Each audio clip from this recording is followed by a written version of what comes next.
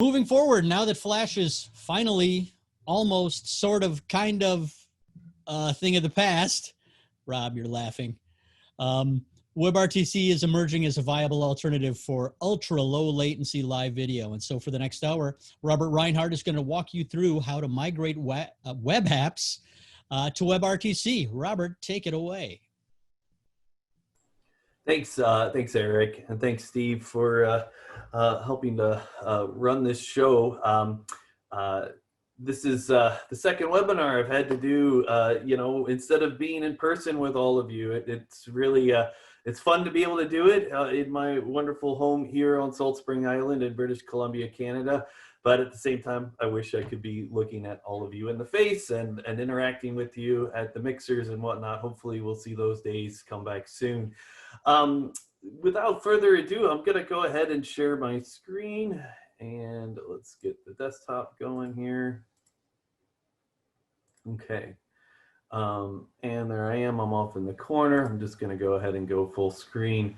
I'll have the URL to all of these slides as well coming up in just a moment here. I'll have the URL. You can download a PDF and follow along or get it later. As Eric said, my name's Robert Reinhardt. I've had a long history in streaming media and with streaming media, the organization, as far as the magazine and conferences go. Today, if you've been to any of my past webinars, you know that I often talk about real-time video and real-time streaming. I've had a few sessions that have talked about WebRTC, and of course the deadline for Flash, as Eric said, is coming up very soon at the end of this year. I'm just going to skip to the URL for my notes there. There's an S3 URL where you can download the PDF. We'll post that in the chat too during Q&A. You can grab that. It should be up there right now. I just uploaded it before the session started. Just real quick, what I do, my operating title is Video Solutions Architect, or VSA. That basically means that my clients come to me with a problem that needs to be solved. I don't represent any one vendor particularly. I obviously have the experience I have with the stacks that I work with on a daily basis, but I've actually made a conscious effort not to try to compile a list of vendors that I work with frequently. I may mention names during this session, and as Eric said, I have a workshop next week where I'll be going on a deeper dive of the code involved for WebRTC application building. I won't have enough time in today's 1-hour presentation to go into deep dives with code, but happy to answer questions during Q&A as they come up. But basically, I just look at the business requirements that my clients present and work with them to come up with the best possible solution and integrate that with, develop a plan, integrate it. And sometimes we have very quick turnaround. Just worked on an international global athletic competition where I had 2 weeks to build an ingest and editor review system. But, because of all the great tech stacks that we have access to, we could do it. Encoding specialist, I do, like Jan Ozer, I do a lot of encoding optimizations for my clients, and whether those are live stream optimizations, VOD optimizations, packaging optimizations. I do a lot of media server development, particularly with Wowza, although as WebRTC starts to gain traction and there's more common workflows with WebRTC, fingers crossed, I'm working on development on other stacks as well. I also do a lot of technical direction for live broadcasts. COVID obviously has changed a lot of how production is run for live streams. The British Columbia provincial government is a big client of mine. I used to go and shoot various ministry gatherings and live stream those, but now it's more remote production, or it's just a very tight team going in with a very tight staff to pull off what we need to pull off. Of course, I also write for Streaming Media Magazine. I mentioned that earlier.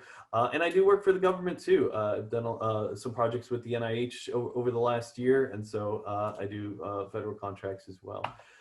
But more specifically to this discussion, this webinar, what have I done recently with low latency projects? Well, I've got a catalog auction client, so someone who built a Flash app. I actually helped them build their Flash legacy system. It wasn't legacy at the time.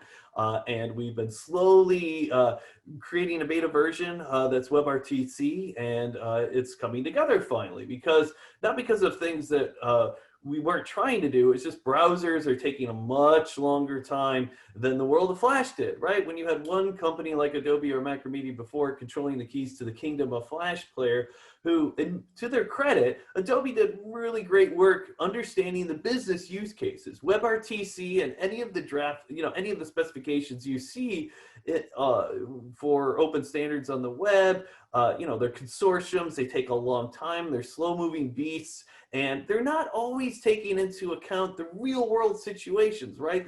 I find that's the most frustrating thing with WebRTC is that they can often get stuck in theoretical conversations, and when the rubber hits the road, it doesn't always stand up, or at least there's more gotchas. And I want to talk about those gotchas as we get into that into this session. Real-time video chats. I've helped build celebrity chat backends with different clients of mine, where we would do VOD injection. We didn't always have, when you're doing celebrity chat engines or backend systems, you don't always want the fans to be right in front of the celebrity. That's hard to moderate. So it's more like how we're running this webinar. You have someone speaking, they can be involved in a text chat. And one of my more innovative clients actually wanted to do VOD injection. So you could record a video that would be moderated. You'd see the celebrity watch it and see the reaction to it. And that was going to be the monetization model for that product. The real-time monitoring and feedback. I have a client right now who is very bleeding edge. We've tried WebRTC.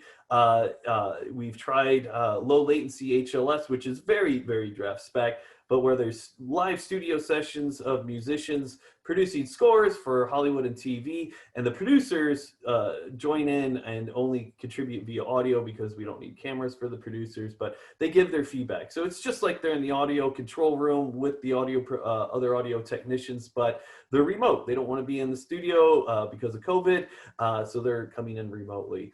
I'm also working on a project right now where they're trying to do remote training, instructor-led classes, specifically with workouts. People aren't going to gyms, and so this idea of having instructors leading different kinds of exercises online is gaining traction too. So that's what I'm working on lately. And again, some of these clients had built Flash legacy systems, so they were very used to how easy it was to pull that off with the Flash player. And WebRTC is not, in my opinion, because I've seen both sides of that fence, is not as easy.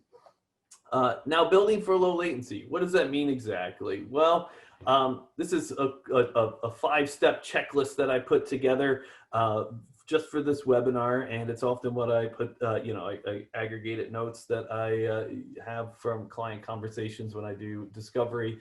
But, one of the first things I want to ask is, how low do you need that latency? For that scoring session I mentioned before, the stakeholders were okay with a 2 to 3 second latency. When it comes to cattle auctions, I didn't mention in the past I worked with a wine auction house too. That was all Flash legacy too. They need sub 1 second latency for an auction, right? And we could actually pull that off with RTMP. You had to know how to script your Flash player to have a super low buffer and have, the pipelines all working the way they needed to over RTMP. But more often than not, they were very pleased with the results of latency. Knowing the size of your audience. Again, if you have to build for large audiences, WebRTC is going to be much more difficult than you would have been able to do with latency factors that were higher, right? Mainly because you can't just slap Amazon CloudFront in front of WebRTC apps and make it work, right? Those are all HTTP caching mechanisms, and WebRTC is not using HTTP. It's not even using TCP if you're using the lowest latency UDP transmission path. How often are you going to be broadcasting? I have lots of clients, that athletic competition I just referenced before, it only had to run for a weekend. So, we could do a whole lot on the cloud that was very temporary, and, it was going to be torn down as soon as we were done with it. So, how often, and again, that plays into licensing. If you're going with cloud platforms with WebRTC, if you're paying by the minute, or by bandwidth, whatever their metric is for billing you, that's going to be an important consideration.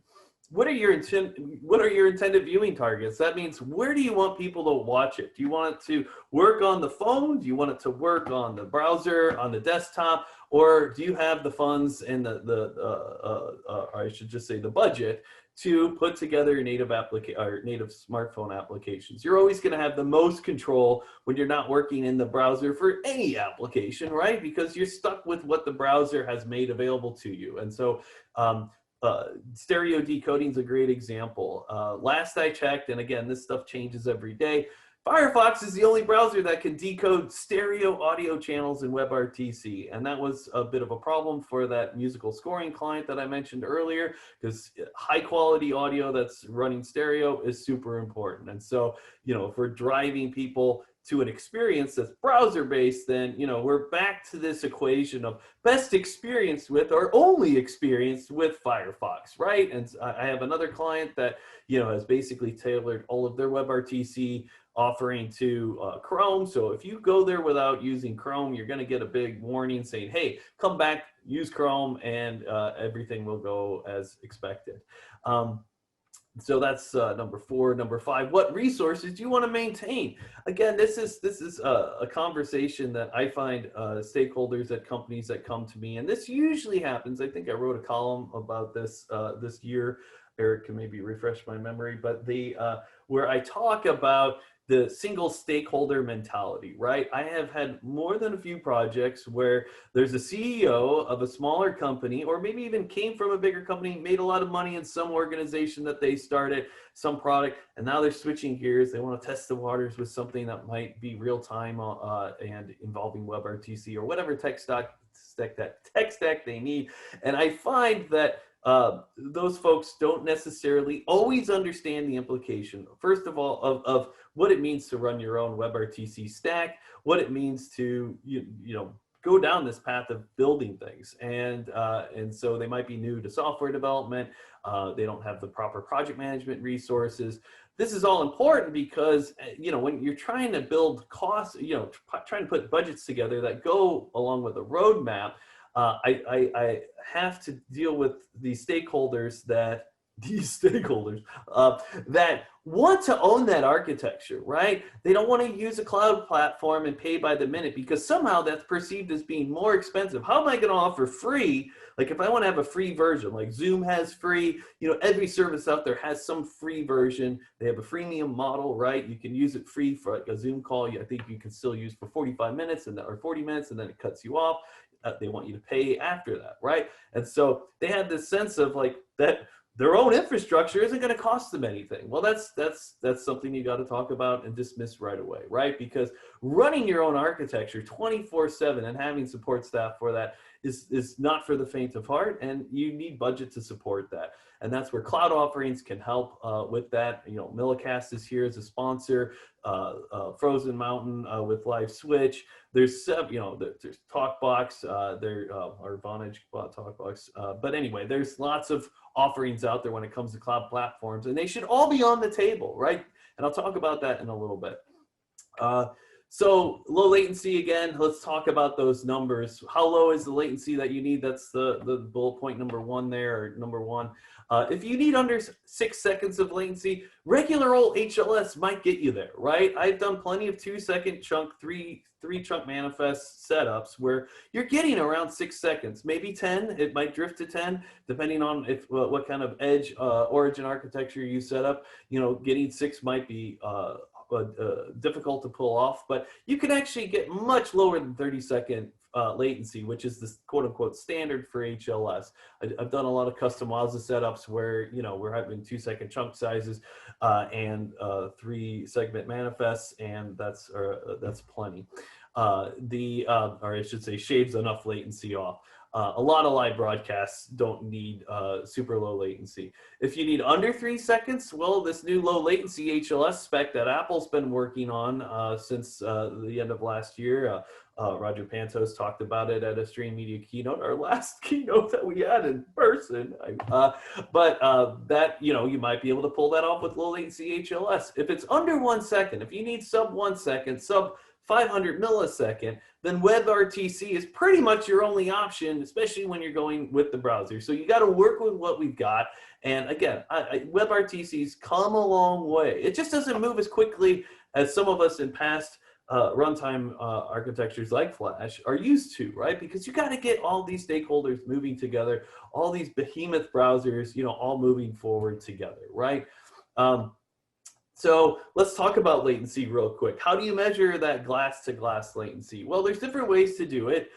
Sometimes you can get timestamps embedded in your WebRTC, you know, outbound, your publish ingest. You can look at it at the server and look at it on the client and do some very calculated, measurable WebRTC round trip times, right? And that could be an option. What I usually use that's very quick and dirty is just to use a burn-in time code on a test stream. It's great for testing, but you're not going to be able to measure that in production because not everyone's going to be streaming with burnt-in time code. And I'll show you an example of that in just a moment. Counting tests, that's a very quick and easy way to see how good your latency is, right? So what that basically means, just like if I'm in a Zoom call or any kind of video conferencing app or proof of concept, I can try and do a rapid count. So I'll say 1, my whoever is joining a conference with me will say 2, and we try to quickly follow with the next number as we count up, right? And if there's a long delay between the perception of when I say a number and when I hear it come back from the other person, then I get a really good sense right away of how bad that latency is, right? If we could talk on top of each other almost, then that's fantastic. That's again, quick and dirty. It's not as measurable as some of this other stuff that I mentioned. And here's a screen grab of it. I'm not going to switch over to Wirecast right now because I'm using Zoom. I don't want to complicate the screen share or my camera feed, but here's an example of having Wirecast open with, there's a built-in clock overlay that you can use and you can get it down to the milliseconds. I like to use this VOD clip that I found online that counts up to 30 minutes that includes the millisecond value, as you can see in this live and preview situation. In this setup here, on the left-hand side of Wirecast is the preview pane. The right side is the actual live stream going out. And what I have right beside it there in that screen grab is Janus Gateway running an installation that I did on my own Ubuntu box on AWS that shows the time of in this scenario. This is Wirecast going through the virtual camera driver that it ships with. OBS has similar features. vMix has similar, pretty much any video switching software has a virtual camera driver, right? That lets you use output from that program in your browser. And you can see that there's a bit of a buffer there between the virtual camera and Wirecast, 63 milliseconds. And in this echo test, this is letting me watch my own stream coming back. So in that right-hand side there with the Janus Gateway echo test sample, you can see that second, the lower image there is behind, right, by 193 milliseconds from the virtual camera echo. But glass to glass, the aggregate from Wirecast down to that echo was 256 milliseconds. That's not bad, right? I mean, it was a 640 by 360 or 360p bit rate, or rather resolution and equivalent bit rate. As you start to keep things as even keeled through that testing process as you can, right? If you're gonna be pushing 1080p and that's what you expect to be the average experience, it's not gonna just be, these kind of little video conferencing windows with people in their webcams and a low resolution image. If you're going for higher quality, well then push those bigger bit rates because that could affect latency as well. The box that I had set up for this instance was in the Virginia region. I'm on the West Coast, so I intentionally set it up in a region that was a few hops away. I could have probably got shaved off some time if I had set up this instance in the Oregon region, right? So having the ingest close, in terms of latency from your point of publish is going to affect that round trip time too. And that's where, like in that athletic competition that I referenced that I just finished for a client, we spun up media servers in 4 regions on Amazon. We had an Australia region, we had a Virginia region, we had a Frankfurt region, and we had a South America region. Also that they had, the athletes in those areas would be, going to a server that was in their country or in their region and not going across the pond or going all across the Pacific Ocean to reach its target. I already mentioned this. I'm going to just go a bit deeper dive on it. But when you're working on your viewing targets with WebRTC, again, it's important to test what exactly you're going after with desktop and mobile browsers. What's amazing right now is that mobile browsers have come a long way, especially on iOS. I mean, Safari actually has, I love this, it's got VP codec support, VP8 at least at minimum, but only for WebRTC, right? If you tried to play a WebM file on Safari, it wouldn't likely work. But when it comes to WebRTC functionality, they will allow a VP8 decode, you may even be able to pull off a VP8 encode.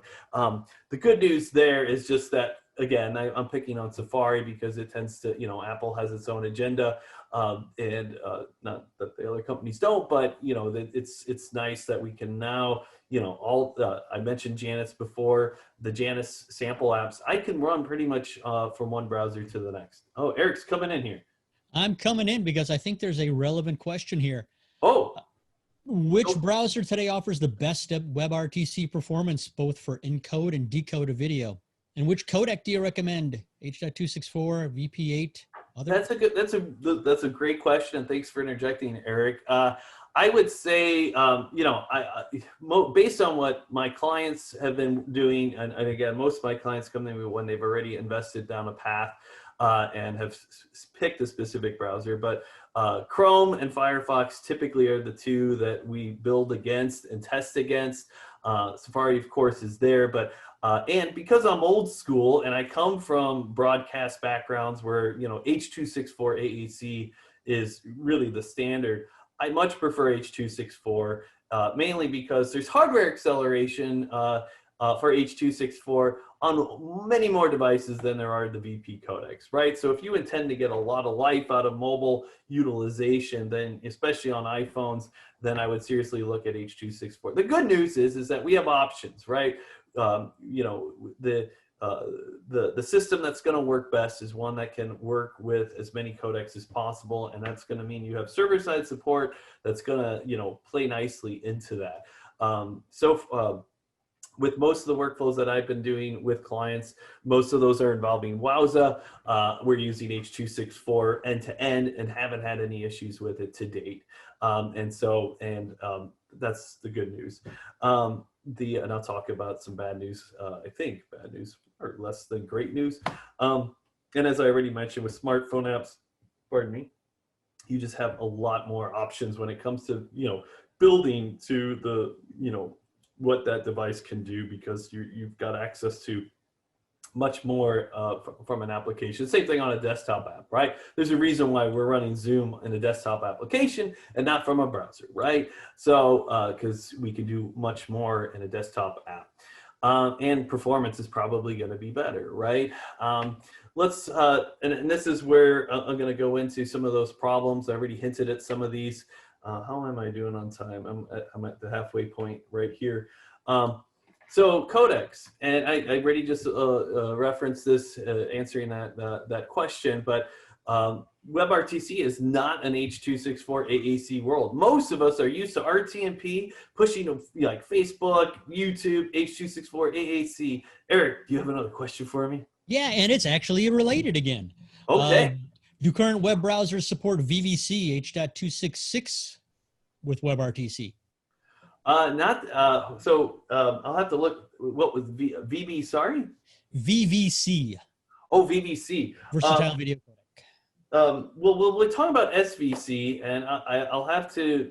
Yeah, as far as I know, the browsers that would be something I would ask Dr. Alex, who's probably on this call. Dr. Alex, I was going to give a shout out to lots of people at the end of this session. I'll give a shout out to him now, Dr. Alex from Cosmos Software. I defer to him as the WebRTC guru. He's definitely the guy when it comes to a lot of low-level WebRTC stuff that I check in with. But when it comes to codec support, if there's browsers that support it, it's gonna, there are canary builds that will support and I'll talk about this, when we talk about SVC next, there is that, you have to install experimental versions of browsers to be able to use experimental versions of things. So I certainly don't have a client that's using anything beyond H.264 or the standard VPA setup, but that doesn't mean it won't be out in the future. Again, it's just a matter of finding, what your tolerance is for making those requirements very specific for someone on their phone or on their desktop to come in. Obviously, on your desktop, you've got a lot of options with a browser. You can install a new browser. If I don't have one, I can at least do it. On your phone, you might be just stuck, right? Because if iOS doesn't support it, and that's part of your target set, then you're gonna, that's just dead in the water. And Alex did actually respond in chat. Oh, excellent. Thank you, Alex. I appreciate that. So browsers, codec support is becoming standard, but compatibilities are going to vary. And again, I do think, anytime we have a new codec like AV1 and seeing support for that, again, to me, it's always a matter of hardware acceleration, right? Flash was able to move so quickly because they could start building hardware acceleration layers into their runtime to take advantage of things that were happening on chipsets. Browsers can obviously do that too. Operating systems can do that too. And so, but it takes a long time for, new codecs to become baked into hardware acceleration. And I think that's key. Again, it really depends on what your business requirements are, whether or not that's going to affect, how you proceed to develop on that. Adaptive bit rates. So, this is something where, in legacy or traditional workflows, whether they were RTMP based, HLS based, we take it for granted that, we can create multiple bit rates of something and have subscriber mechanisms that will adapt to that. And, it's easier to do that over HTTP. I should say easier, but it's been in development for a long time. Flash did it with RTMP too, so it could swap out and down res and up res with adaptive bit rates.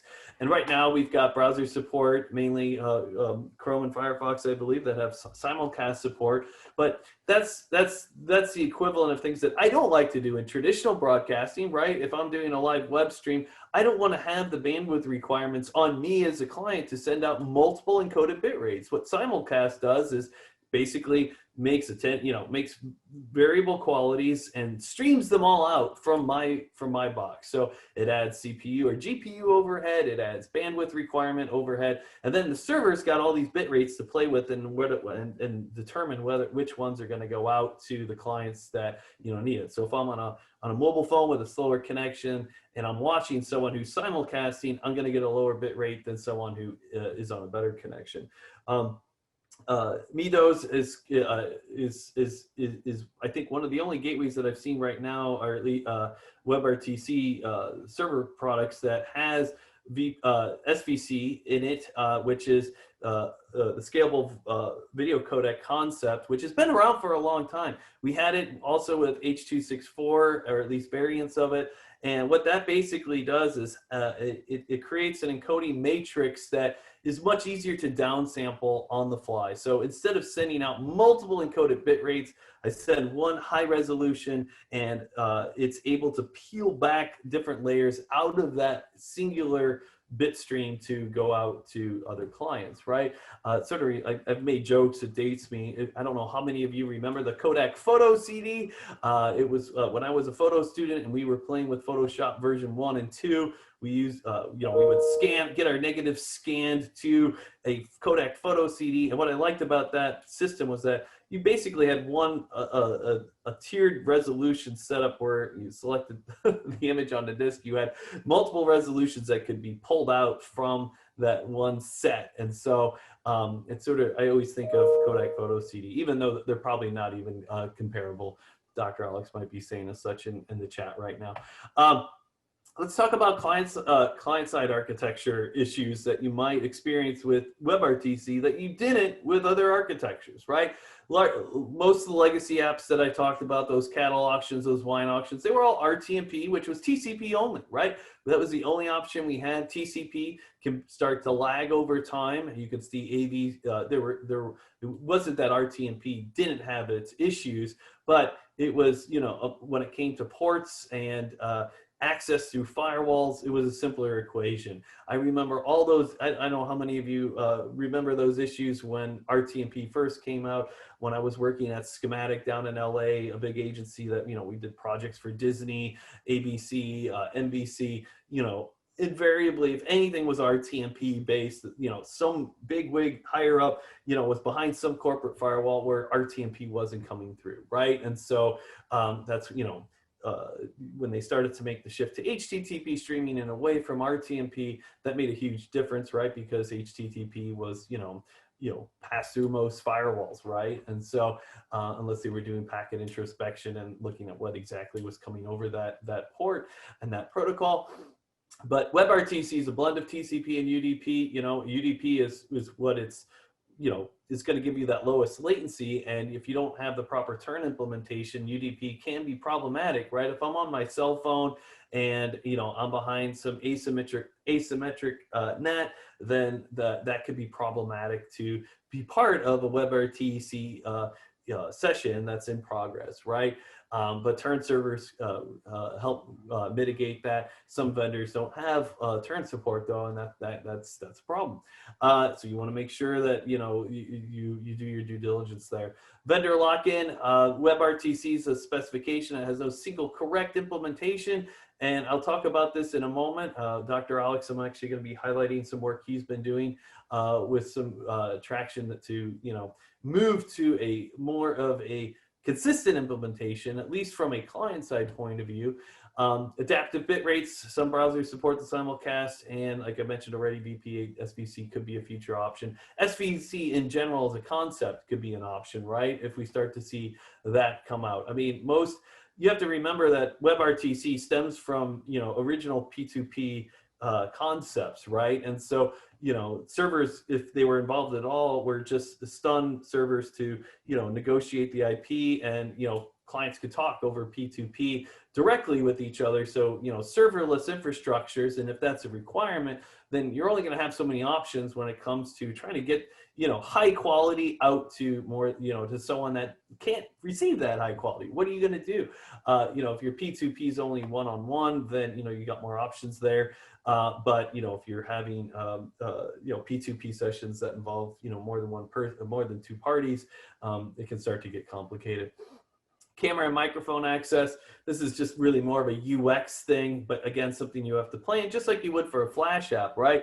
A lot of examples that you see out there that ship with WebRTC examples, you have to go into browser settings to change the camera and microphone. Of course, you can expose it in JavaScript, but it's just something that you're going to need to give attention to, right? Selecting the camera, selecting the microphone, adjusting their properties. Those APIs can it's just like Flash had its own learning curve. I'm not going to say WebRTC is any more difficult, but it is one of my complaints. I'm often working with my clients, web devs, and don't take this the wrong way. If you're one of those web devs that expects there to always be an SDK, but I had to do plenty of dev where there wasn't real SDKs where things were made easy, right? You had to build things from the ground up in ActionScript. You had to work with native classes and build out your own thing, right? And I'll talk a little bit about that in the future. And I find that's probably one of the biggest pain points whenever I'm working with web devs and WebRTC is that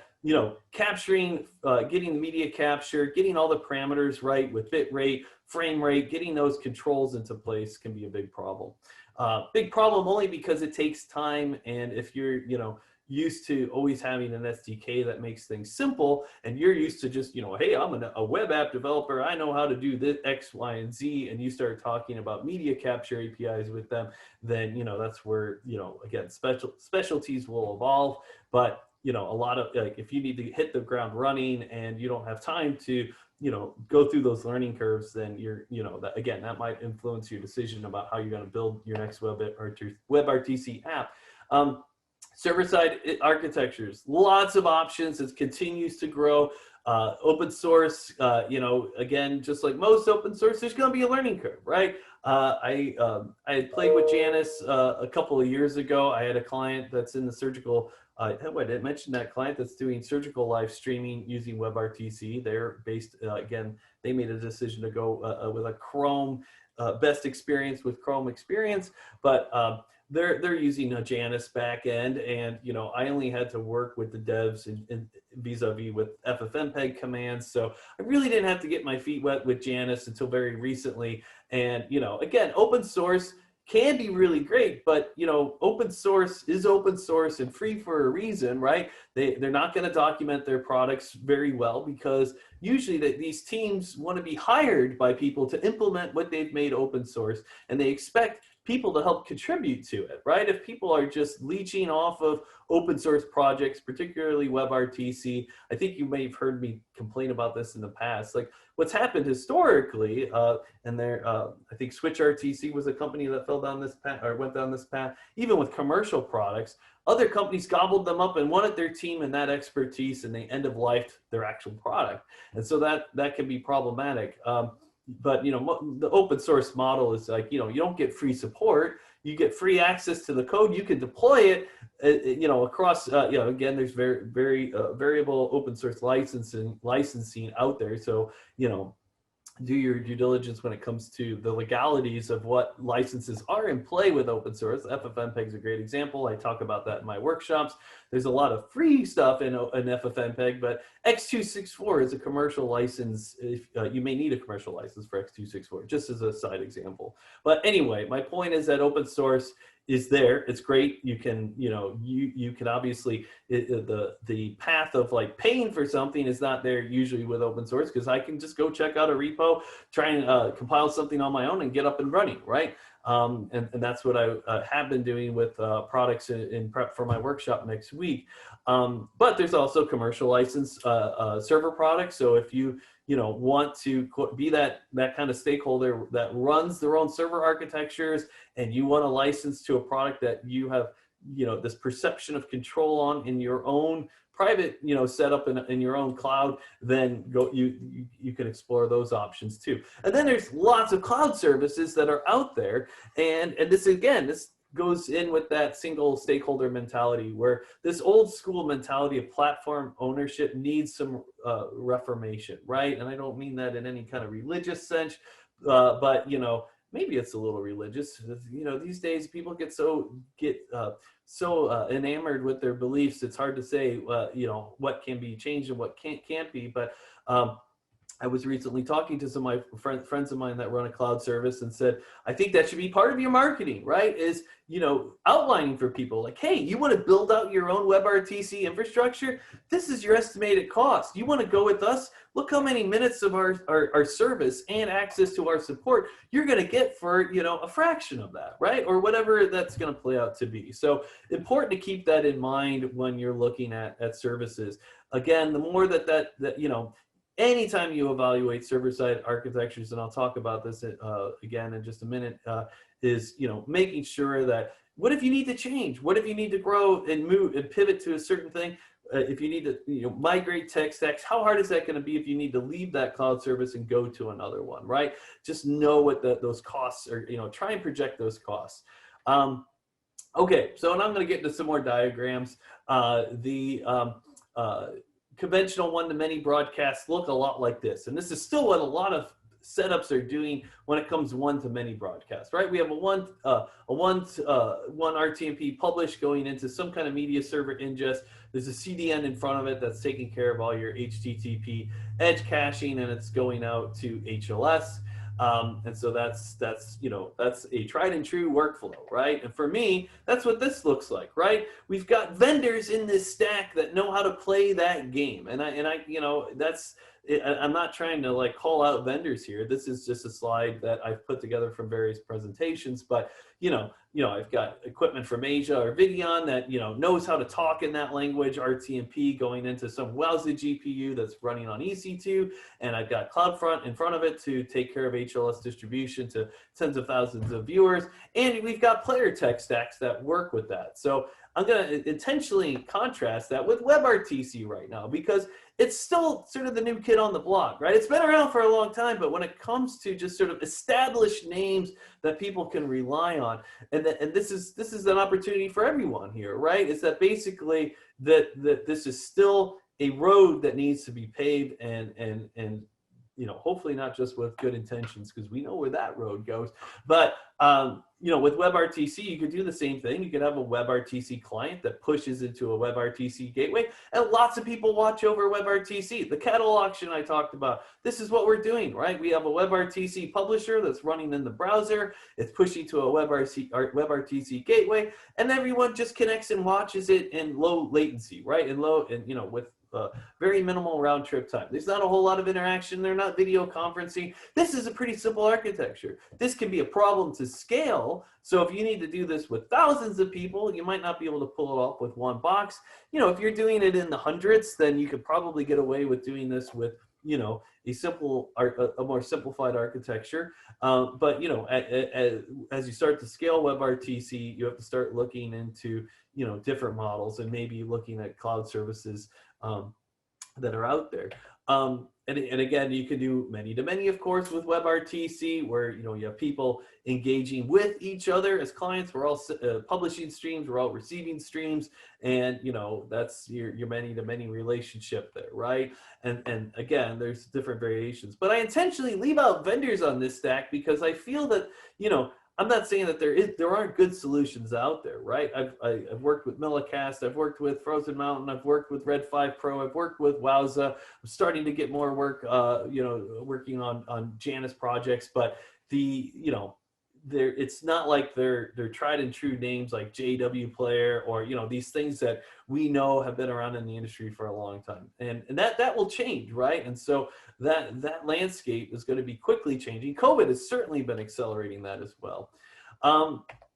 Okay, and now I'm just gonna, am I on time? I'm already at 1:45. So I've already touched upon a lot of this as I was talking with my earlier slides, but, you know, when it comes to what you're actually going to do with WebRTC when you start building out solutions, well, you're probably going to need an MCU, which is part of the WebRTC nomenclature, where you know, you have different types of servers. Not all at WebRTC servers are MCU.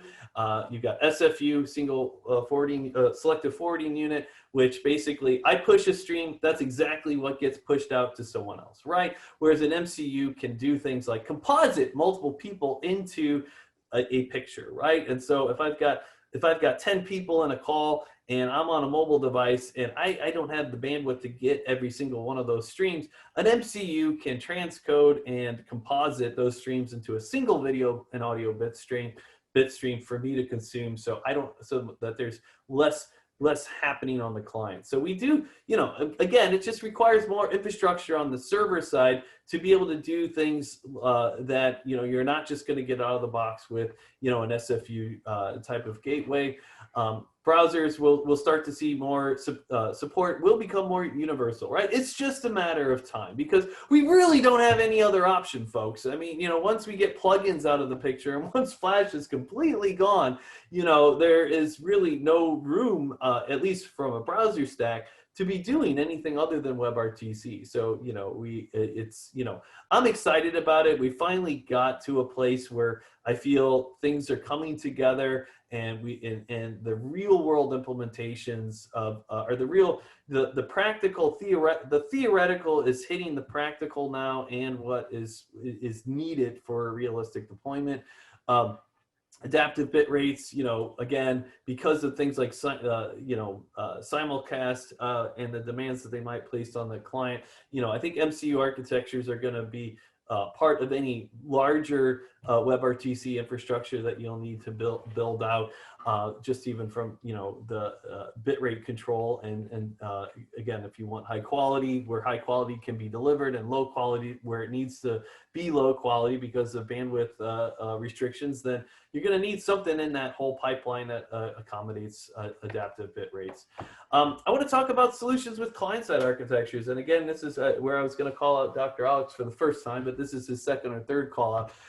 He recently, with his team, put together something that they've called WIP. And I really like this acronym, WebRTC HTTP Ingestion Protocol. Allows a consistent interface from publishers to WebRTC servers, right? Or gateways.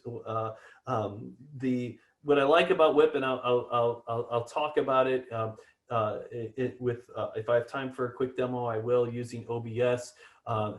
Dr. Alex's team at Cosmo Software put together a public, you can download binaries, you can get the source code for their flavor of OBS, which includes output over WebRTC, and I'll do a quick demo if I can. It's the only demo I really was going to show, using OBS, their flavor of it.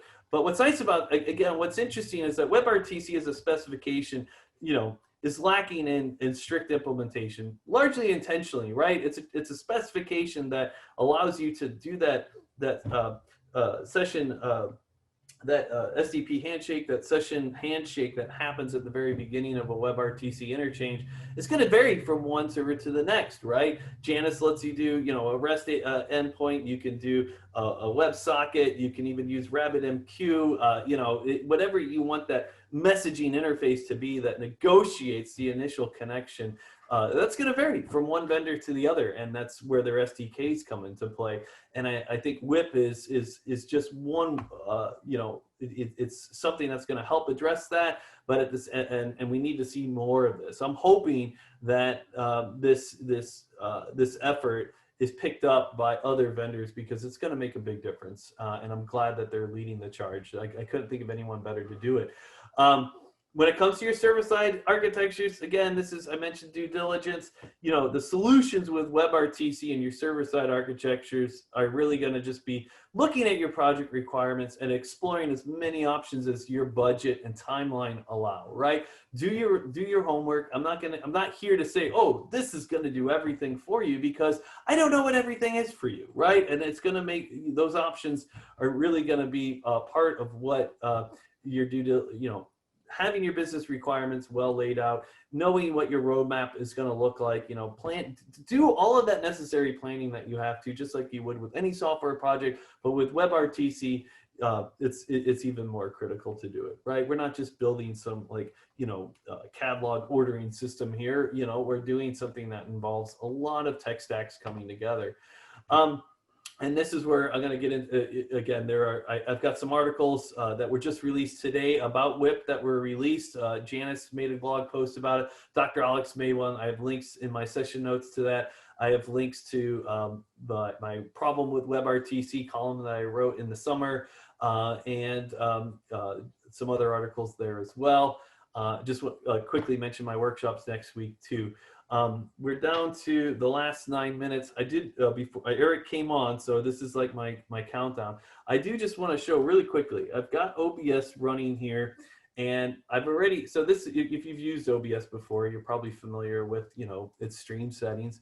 And what's interesting in this new OBS, this is free. You can download it right now from GitHub, from the GitHub repository that Dr. Alex and Cosmo maintain. But notice we've got Janus WebRTC server, Wowza, Millicast, in addition to all those other options that are stock for OBS. I'm going to show that Millicast here, and it's funny, I only found out they were a sponsor after I was planning on doing this, so this really is not a sponsor-driven demo.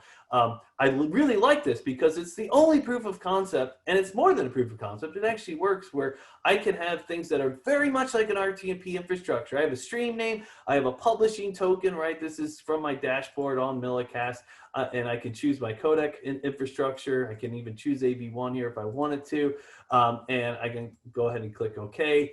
And I'm going to, let me see if I can add real quickly here. It didn't save my settings from my last setting, so I'm going to go ahead and create new here and just go browse out to a local file and go into my movies real quick. This won't take more than a minute. And I'm going to just show this Slate video demo. Click OK. And so there it is. I'm going to go ahead and just start streaming this. So boom. I'm streaming, it's showing me the stats like I normally would. I'm gonna go out here and I have my little Millicast player. Let's hope this works.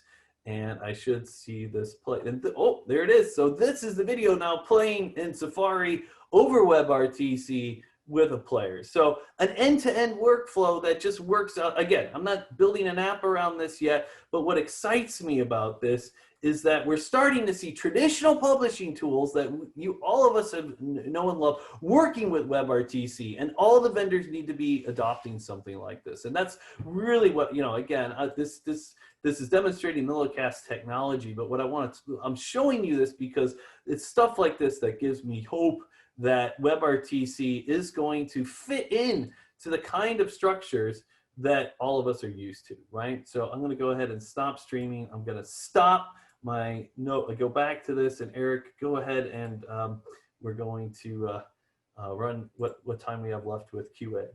Yeah, I wasn't trying to give you the hook, but wanted to come on because we have a few questions. First of all, can attendees get a copy of your slides? Yeah, and so that at the beginning, I had this link, so you should be able to download those right now. If you can't, I'll make sure that they're up and working. But just my s3videorx.com. In fact, I can copy and paste this into my chat. That will make that would be awesome. A lot easier than you trying to read it. Where is my chat? Oh, it's over here. Go over here and send to panelists and attendees. Boom. There we go. Hopefully that works. Oh, should I click it just to test it? No, I don't need to, but hopefully it works. All right. And the other question is, you compared latency between HLS, low latency HLS, and WebRTC. Where does CMAF fit in as far as low latency? That's a good question. I know, unfortunately, because I was still working on my slide deck for this and my workshops yesterday, I wasn't able to attend the CMAF panel that happened yesterday. But CMAF, again, is a common media acquisition format. CMAF can play into it.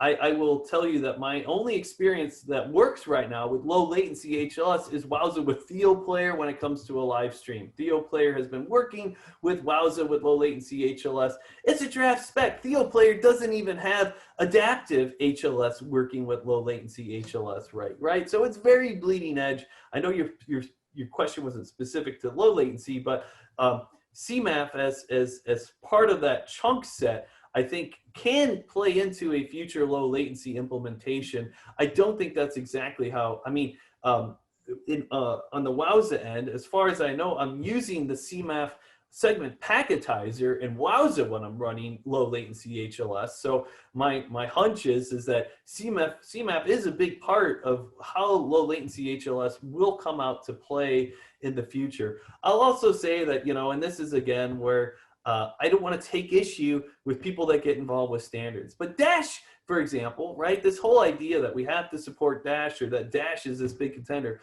I've had 0 clients in my whole history of doing work where I needed to worry about a Dash implementation. I know they exist, but I feel a lot of times they were run by devs that just felt they had to support Dash. I don't know of many business, I have, again, to date, I have not seen a business requirement that wasn't satisfied with HLS, because everyone wants their stuff to run on Apple devices, right? Just about everyone I've worked with have. So if you're building to HLS, then you don't necessarily have to complicate things by having a CMAF layer in there. It's great, I think, if you have CMAF implemented in your workflow, because it will give you more options if you need them, right? But so I guess the short answer is that from what I've seen, CMAF is going to play a role in low latency adoption when it comes out. But I don't think people, I don't think we're going to see a day, even with HTTP2 and push out to clients, which is part of the low latency HLS spec. If you need ultra low latency, you have WebRTC is going to be your path, right? Low latency HLS is going to be, if you're okay with 2 to 3 seconds latency, and really that's all they're going after, right? They're not trying to go after ultra low latency with low latency HLS. They just want to make it better. Honestly, I think it's largely driven by sports, right? Because people were, seeing people tweet like, oh my gosh, he scored, and they're only seeing it 30 seconds later. That's a big time gap in live sports.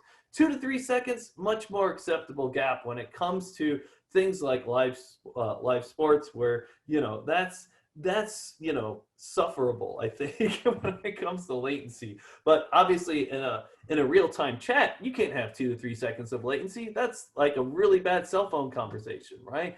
Or a bad satellite conversation, not even cell phone. But are there other questions? I didn't want to skip any other questions there that I didn't see in the. Nope, that's it. Any parting words? I don't think I had. Oh, well, my last slide would be the thank you for coming, thank you for attending. That would be, I guess, my parting words for this session. Again, really hope that we'll see a future soon where we can all be in person and say hi to each other, shake hands, and not just do elbow touches and enjoy cocktails at a networking reception soon. So thank you. Perfect.